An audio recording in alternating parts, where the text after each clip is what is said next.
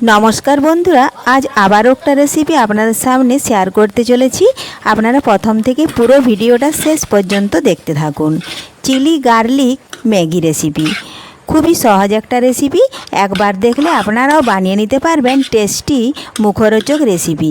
একই রকম ম্যাগি বাচ্চাদের ভালো লাগে না, তার জন্য একটু স্বাদটা পাল্টে নিন। চলুন তাহলে শুরু করি। সবার প্রথমে আমি ননস্টিক কড়াই বসিয়ে দিয়েছি, দিয়ে দিলাম পরিমাণ মতো জল। জল একটু ভালোভাবে গরম হয়ে গেলে দেখুন আমি দিয়ে দিচ্ছি 3টে ম্যাগি।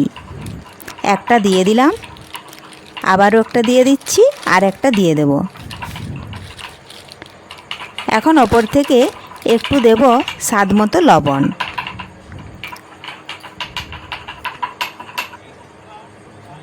দিয়ে দিলাম লবণ দিয়ে এখন কিছুক্ষণ ঢাকা দিয়ে ম্যাগিটা সেদ্ধ করে নেব। তার আগে যদি কোনো বন্ধু আমার চ্যানেলে নতুন হয়ে থাকেন, চ্যানেলটি সাবস্ক্রাইব করে বেল আইকন হলে সেট করে দিন সবার প্রথমেই আমার রেসিপি পেতে। তো দেখুন বন্ধুরা, কিছুক্ষণ পর আমি ঢাকাটা তুলে নিয়েছি। একবার দেখে নেব ম্যাগিটা সেদ্ধ হয়েছে কি না। খুব বেশি সেদ্ধ করব না, হাফ সেদ্ধ করে তুলে নেব। তো দেখুন বন্ধুরা, আমি এই যে ভাঁজগুলো খুলে দিলাম।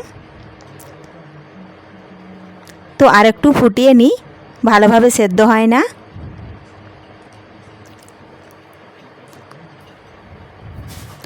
তো দেখুন ফোটানো হয়ে গেছে। এখন আমি এইটার সাহায্যে দেখুন এইভাবে জল থেকে জল ঝরিয়ে তুলে নেব।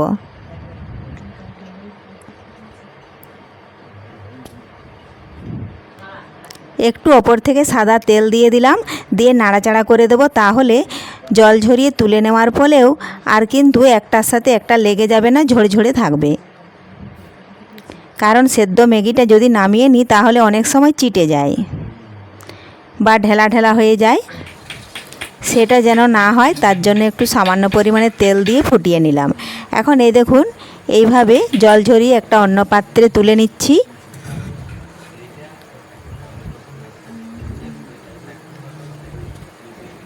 প্রত্যেক দিন একই রকম রেসিপি বাচ্চারা খেতে চায় না অনেক সময়, এই জন্যই ম্যাগিটাকে একই রকম না বানিয়ে একদিন এইভাবে বানিয়ে দেবেন। মুখের স্বাদ কিন্তু নিয়ে আসবে আর খেতেও ভালো লাগবে। দেখুন কড়াইটা ধুয়ে আমি আবারও বসিয়ে দিয়েছি। পরিমাণ মতো দিয়ে দিলাম সাদা তেল।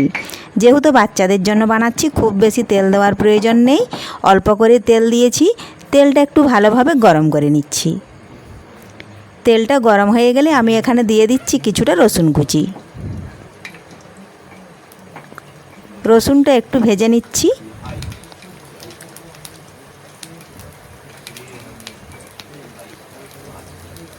এই দেখুন রসুনটা নাড়াচাড়া করে একটু ভেজে নিয়ে আমি দিয়ে দেব কিছুটা পেঁয়াজ কুচি। পেঁয়াজটাও নাড়াচাড়া করে মিশিয়ে নেব। স্বাদ মতো একটু দিয়ে দেব লবণ।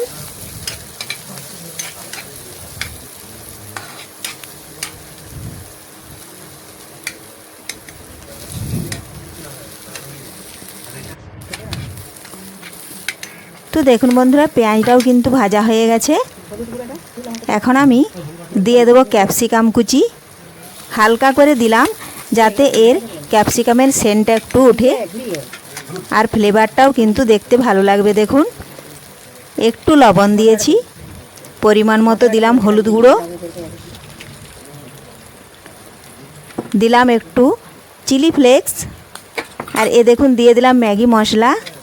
নাড়াচাড়া করে একটু মশলাটা ভেজে নেব। সামান্য পরিমাণে একটু জল দিলাম, কারণ শুকনো মশলাটা, এজন্য একটু জল দিয়ে নাড়াচাড়া করে একটু ভেজে নিলে দেখুন সুগন্ধি একটা সেন্ট আসবে। আমি আবার একটু জল দিলাম। এইভাবে জল দিয়ে দিয়েই কিন্তু ভেজে নিতে হবে।